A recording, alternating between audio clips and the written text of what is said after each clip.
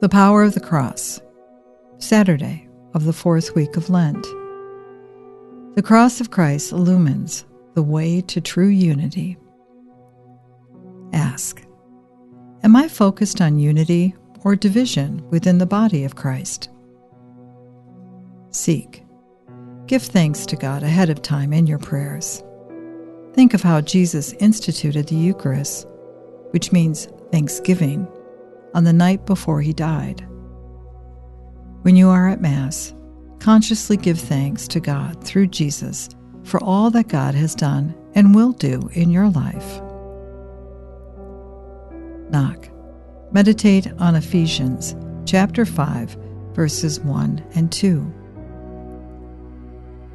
Try, then, to imitate God as children of His that He loves, and follow Christ, loving as He loved you, giving Himself up in our place as a fragrant offering and a sacrifice to God.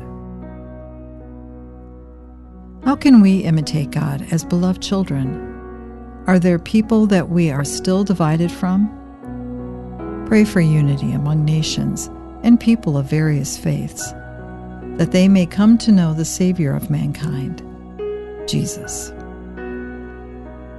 Transform your life. Be a thankful person, even in the midst of situations where there doesn't seem to be much to be thankful for.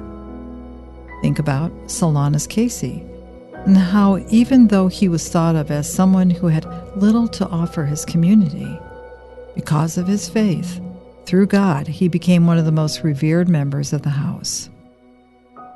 Trust God at all times.